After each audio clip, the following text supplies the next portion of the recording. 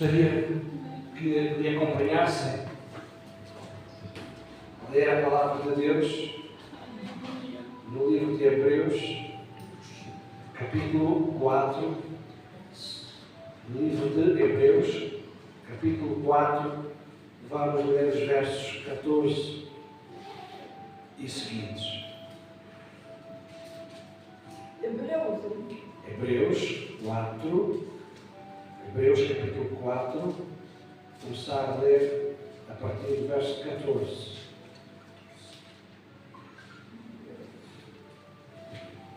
Enquanto procuram, eu vou dizer algumas considerações. Igreja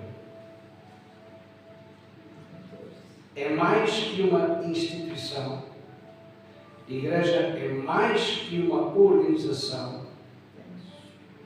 Igreja é aquilo que Jesus fundou. Igreja não é as quatro paredes. As quatro paredes nós podemos chamar de congregação. Ou, como Jesus disse, casa de oração. E na casa de oração é onde a igreja se reúne ou congrega. E é na casa de oração que nós todos ouvimos a palavra de Deus. Quero-vos dizer nesta manhã que Jesus, o Senhor Jesus, e independentemente daquilo que eu creio ou não creio, independente daquilo que você crê ou não, Jesus veio para se compadecer de todos nós. Jesus veio como Filho de Deus, como sacerdote, para se compadecer e salvar a cada homem e cada mulher. Já todos acharam? Hebreus 4, verso 14. Diz: tendo, pois, a Jesus, o Filho de Deus, como grande sumo sacerdote, que penetrou os céus, conservemos firmes a nossa confissão. Que quando cada um de nós, um dia, uma hora, um momento, deu lugar a Jesus, nós confessamos a Jesus como Senhor e Salvador, nós temos que estar conscientes que essa confissão tem mais valor do que meras palavras. A confissão acerca de Jesus tem mais valor do que meras palavras. Então nós temos que conservar firme a nossa confissão. Verso 15. Porque não temos um sumo sacerdote que não possa compadecer-se das nossas fraquezas. Antes, ele foi tentado em todas as coisas, à nossa semelhança, mas sem pecado. Se nós olharmos para o Evangelho de Mateus capítulo 4, e poderá ser que podem ler em casa, vocês veem que no Evangelho de Mateus capítulo 4, Jesus foi ao deserto, induzido pelo Espírito Santo, para ser provado, para ser tentado. Se recuarmos ao capítulo 3 de Mateus, capítulo anterior, estamos a ver que Jesus foi batizado nas águas por João Batista. Então esta é a questão que se põe à igreja, aos crentes, àqueles que um dia tiveram uma confissão por Jesus. O que é que aconteceu a partir do momento em que nós decidimos seguir Jesus? Não é seguir a igreja, não é seguir uma religião, é seguir Jesus. Há uma grande diferença, e meus irmãos, eu quero vos dizer que há uma grande diferença entre religião e relação. Há uma grande diferença. O que é religião? A religião, sumariamente falando, é o esforço de todo homem para chegar a Deus. Relação é Deus que enviou o seu Filho para que o seu Filho se identificasse connosco e tivesse uma relação connosco, tu cá, tu lá. E esta deve ser a nossa vivência e esta deve ser a nossa confissão.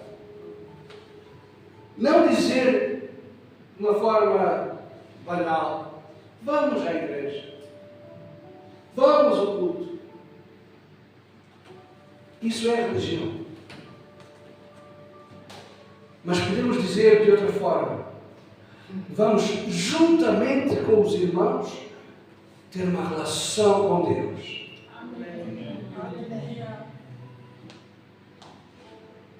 Juntamente com os irmãos, vamos ter uma relação com Deus. Porque é suposto. Nós temos uma relação com Deus. Também no nosso privado. Quando nós vimos a congregação, é a manifestação, ou deve ser a manifestação, do resultado da nossa relação íntima e privada com Deus. Diz a Bíblia que Jesus foi batizado. Porque Jesus, além de ser Senhor e além de ser o sumo sacerdote, ele obedeceu ao Pai em todas as áreas. Mas eu quero partilhar convosco o que é que aconteceu quando Jesus foi batizado. O que é que aconteceu? Se olharmos lá, em Mateus capítulo 4, vamos ver que a primeira evidência foi a confirmação da presença do Espírito Santo após o batismo. E o que é batismo? Como nós já vimos há algumas semanas atrás, batismo é entrega total, é renúncia, é morrer para o mundo e ressuscitar para Deus. Eu vou repetir. Batismo é morrer para o mundo e ressuscitar para Deus. Por isso é que a definição de igreja, o que é igreja? Também já vimos há alguns tempos atrás. Igrejas são os chamados para fora. Chamados do mundo para Deus. Separados do mundo para Deus. Santificados para Deus. Separados. Só assim é que nós temos uma confissão firme, tal qual como nós lemos. A primeira evidência que Jesus experimentou sendo homem no batismo foi a presença do Espírito Santo. A segunda evidência que aconteceu com Jesus, ainda ele estava nas águas, foi a confirmação de Deus o Pai que Jesus era filho. Eu espero que todos tenham essa consciência. Quantos têm a consciência que são filhos de Deus? É que, se nós temos essa consciência que somos filhos de Deus, é porque o Espírito Santo já colocou no nosso coração essa consciência. Porque Deus, assim como fez com Jesus, assim faz conosco. Primeiro, vem o Espírito Santo e depois dá-nos a consciência de que somos filhos. Não somos uns quaisquer. Não, somos filhos. Quando eu digo filhos, filhos e filhas. Filhos de Deus. É importante que possamos ter consciência disto. Diz em Mateus capítulo 4 que após Jesus ter sido batizado, ele foi levado pelo Espírito Santo para o deserto. Às vezes parece que não, muitas coisas parecem não fazer sentido, não é? Agora vamos recapitular. Primeiro veio o Espírito Santo, foi uma festa, certo? Depois vem a voz do céu dizer que este é meu filho amado, em quem tenho prazer nele. Uma festa, certo? É uma coisa boa. Agora, o mesmo Espírito conduz Jesus ao deserto. Depois da festa, vou repetir, depois da festa, vamos para o deserto. E é o Espírito, está escrito, e é o Espírito Santo que conduz Jesus ao deserto. O Espírito Santo conduz Jesus ao deserto para ele fazer jejum de 40 dias e 40 noites. E alguns nesse tempo, não temos registado quando foi, mas sabemos que aconteceu. Alguns nesse tempo, e era natural que assim fosse, Jesus já não estava a comer há algum tempo. Então teve fome. Quantos já experimentaram não comer um dia? Ou não comer meio dia?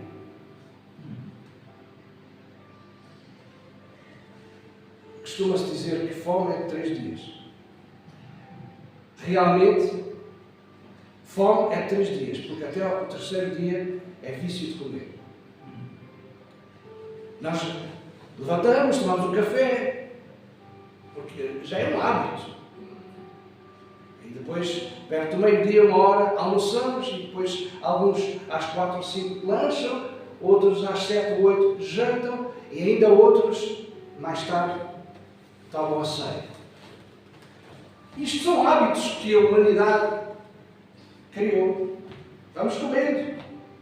São hábitos. E quando falta uma refeição, é automático. Toda a gente diz assim, estou com fome. Se não comer um dia, então já estás esfomeado. Agora experimente 3 dias, 4 dias, 5 dias, 1 semana, 2 semanas, enfim, por aí fora. E diz que o diabo veio ter com Jesus. E agora vou construir aqui umas frases que não existem, mas é o pensamento que está lá. Tens fome? Mas claro que sim. Já não estava a comer há algum tempo. Então, mas lá, agora reparem, é isto que eu quero vos transmitir. Mas lá nas águas, quando desceste às águas, veio uma voz do céu a dizer: Tu és meu filho. Tu és filho de Deus. E diz: se tu és, agora é o que está lá escrito, se tu és filho de Deus. Quantos já ouviram esta palavra? Se tu és crente, se tu és filho de Deus, então faz qualquer coisa. Foi exatamente isso que aconteceu com Jesus. Se tu és filho de Deus, manda estas pedras transformarem-se em pão e come. Porquê é que estás a passar fome? Fome. A primeira necessidade básica. Todos somos provados e tentados pelas necessidades básicas. Vou repetir. Todos somos provados e tentados pelas necessidades básicas. A primeira necessidade básica é comer. E se não comemos, temos fome.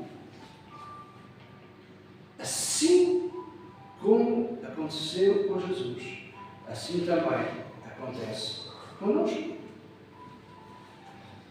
Todos nós passamos por este teste diversas vezes, pelo teste da provisão de Deus. E agora? Como é que vai ser? Como é que vai ser isto? Como é que vai ser aquilo?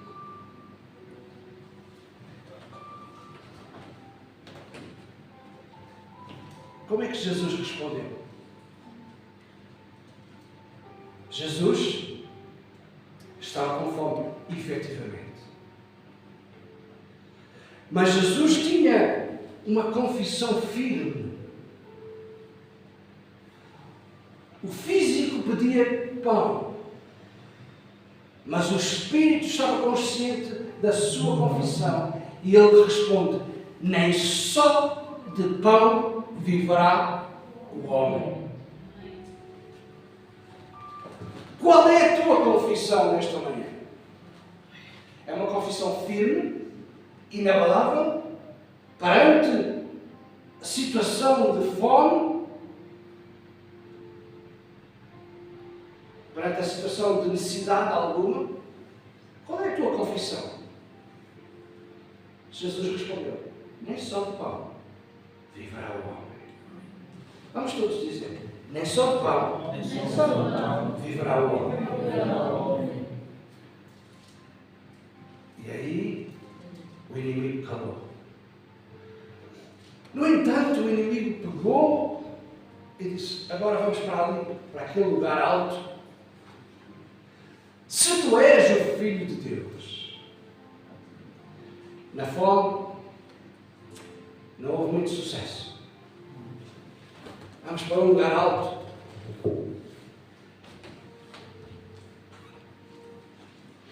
Atira-te daí para baixo. Porque está escrito, e está mesmo escrito no Salmo 91, que aos seus anjos dará ordens a teu respeito para te protegerem. Então atira-te. Muita gente vive uma vida cristã de exibicionismo.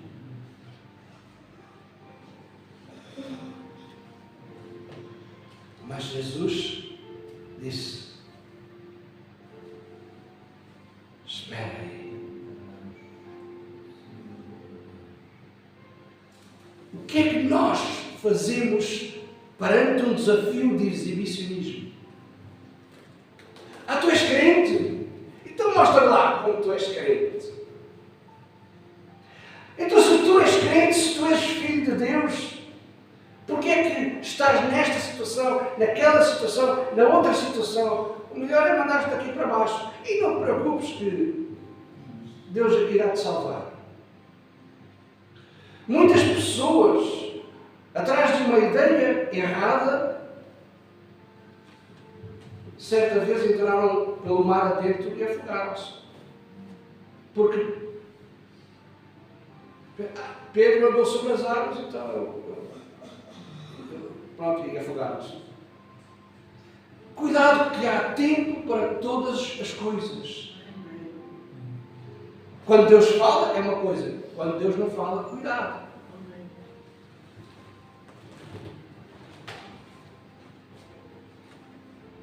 E por último, o diabo diz a Jesus: dar-te-ei, que coisa bizarra, dar-te-ei tudo.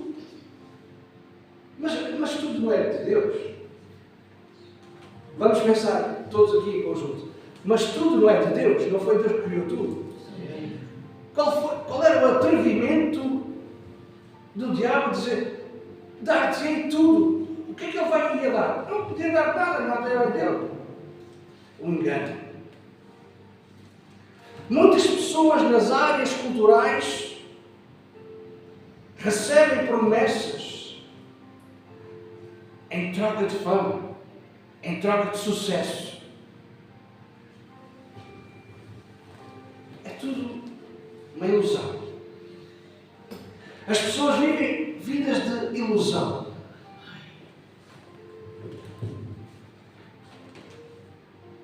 Mas Jesus sabia responder.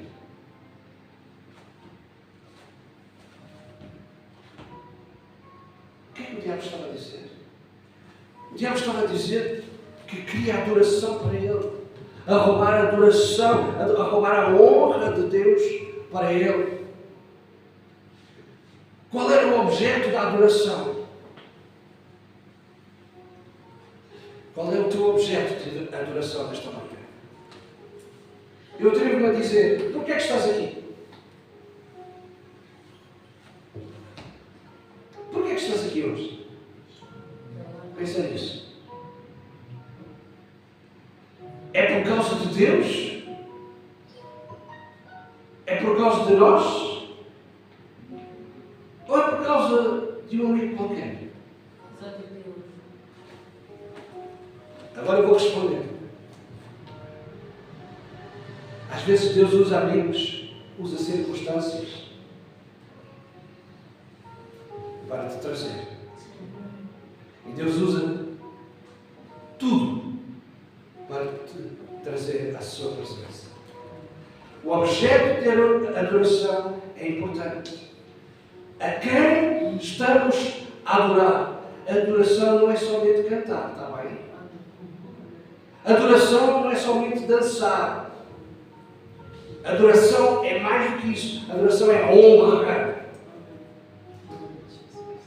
Dar honra àquele que é tudo por tudo para nós. Deus é tudo. Deus é tudo para ti? Se Deus é tudo para ti, então sabes adorar. Porque sabes honrar. Após a decisão de aceitar Jesus como Senhor e Salvador, após a decisão do batismo, todos nós entramos num processo de separação. Interessante, ontem estava a ouvir um pastor e ele estava a dizer que nós entramos mesmo num processo de obras. Entramos mesmo num processo de santificação, que é separação. Entramos mesmo num processo de obras. Vamos colocar aqui mais cimento, mais botão. Vamos destruir ali e vamos retificar acolá. E com o passar do tempo, o edifício fica mais bonito. Para que todos possamos ser aprovados, todos somos provados. Eu vou repetir. Para que todos possamos ser aprovados, todos somos provados. Quantos já passaram por testes nas escolas? Receberam um diploma ou um certificado, ou seja, aquilo que for, certo? Para receber o diploma ou o certificado, tiveram que fazer um teste, prova. Para serem aprovados, tiveram que passar pela prova. É assim a vida. É assim com Deus. Nós temos que olhar para Deus, centrar os nossos olhos em Deus e na Sua Palavra. Temos que decidir consagrar as nossas vidas para Deus, separar as nossas vidas para Deus. O que é santificação ou separação? É renúncia. É eu obedecer-me fazer isto,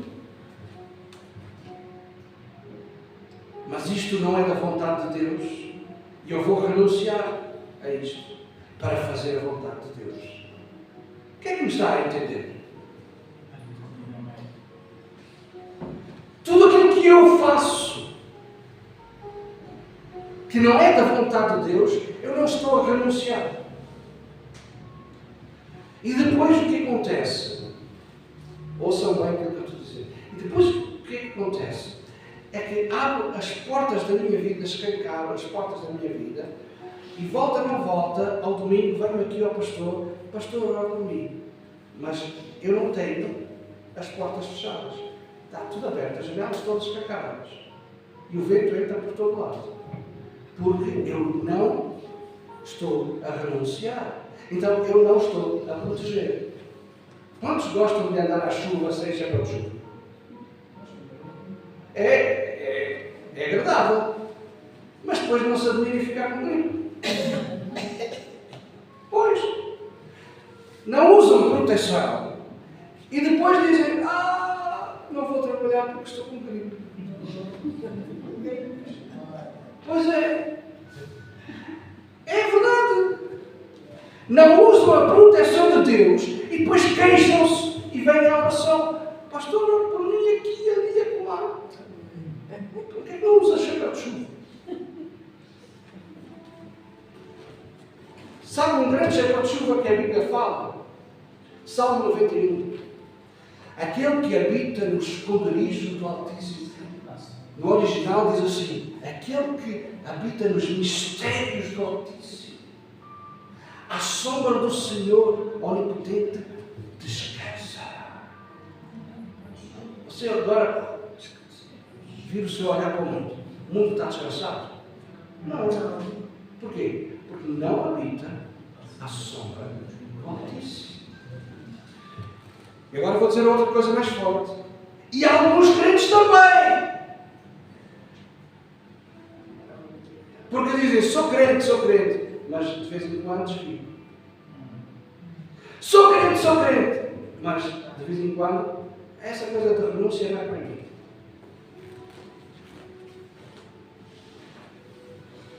Renúncia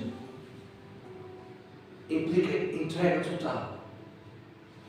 Ou nos entregamos totalmente a Deus, ou então não existe entrega.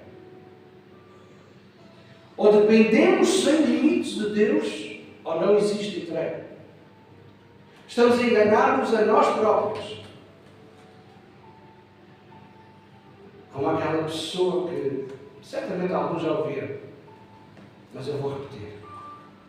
Aquela pessoa que vai conduzir o seu bruto carro,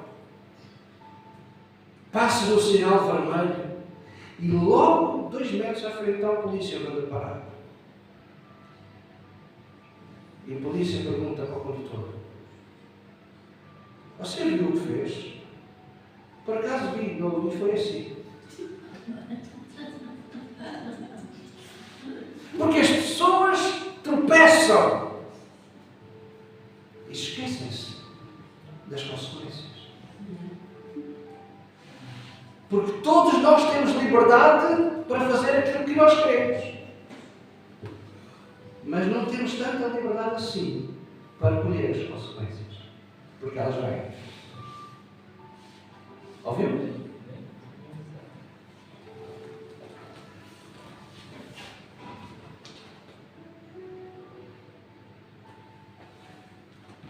Eu vou ler uma citação de uma que está num livro. Um livro muito profundo. Eu decidi fazer uma cópia desta citação. Dizia uma senhora muito crente: se você olhar para o mundo, ficará aflito. Se olhar para si mesmo, ficará deprimido. Mas se olhar para Cristo, pode descansar. Amém. Não olhe lá para fora. Evite olhar para si mesmo, porque ainda estamos em obras. Olhe para Cristo. Olhe para Cristo. Muitas vezes as nossas emoções, os nossos sentimentos,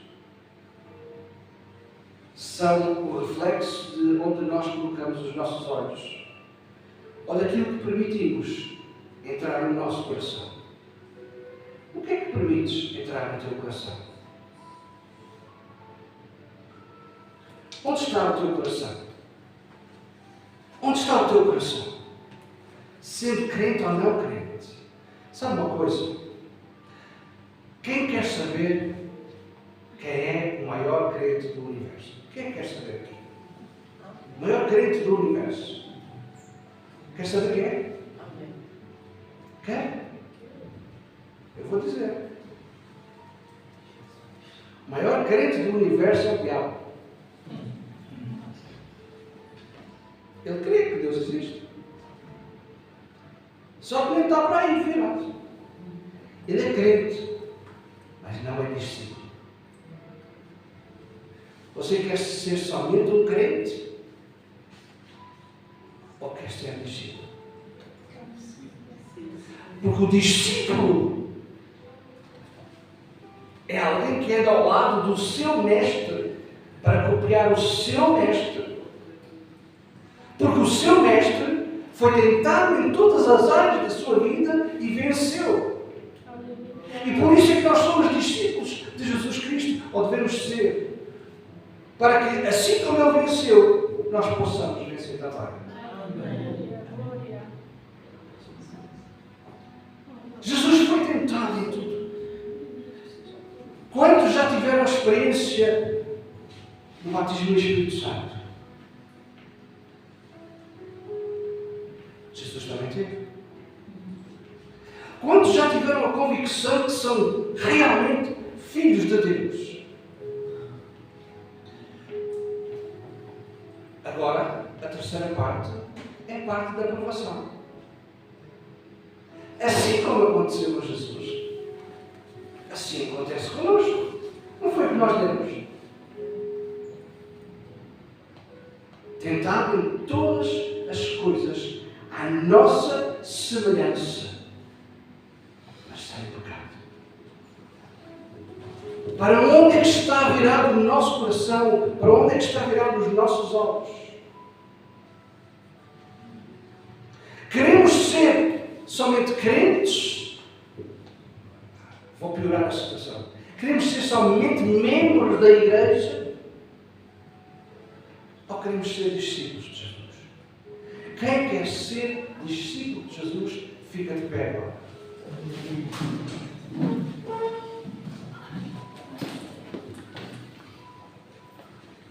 Não é a mim que estão a responder, está bem? É Ele que vê todas as coisas. Amém. Eu posso ficar agradado, mas melhor é Deus ficar agradado. Porque Deus conhece o coração. Eu, alguns de vocês não conheço. Por isso também estou à vontade para falar. Queremos nós ser discípulos de Jesus Cristo? Amém. Glória a Deus. Porque se temos esta posição, devemos ficar firmes na nossa confissão. E como vimos a semana passada ou outra, a nossa confissão é pela nossa boca.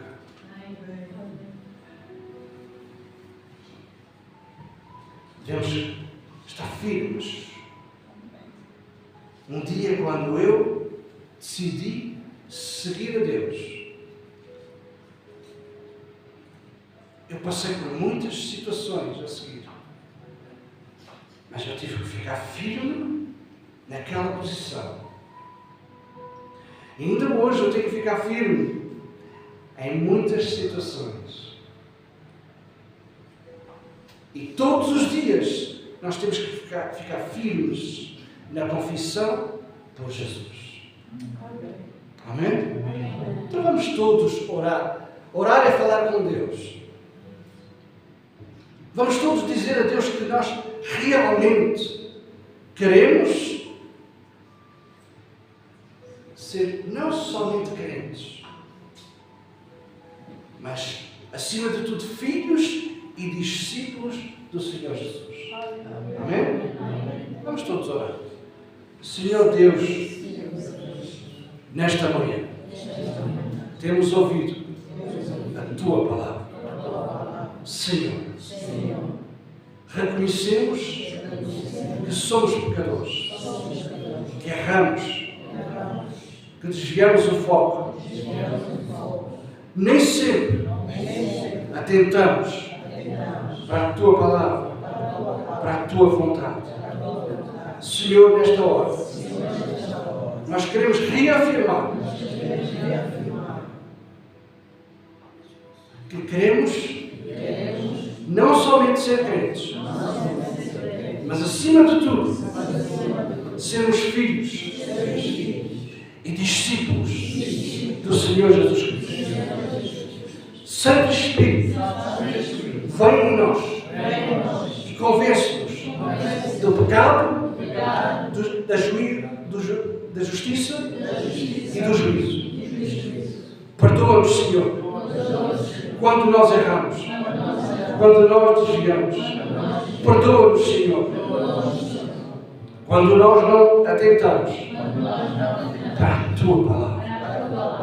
Reconstrói em nossa vida a Tua vontade, no nome e no poder de Jesus.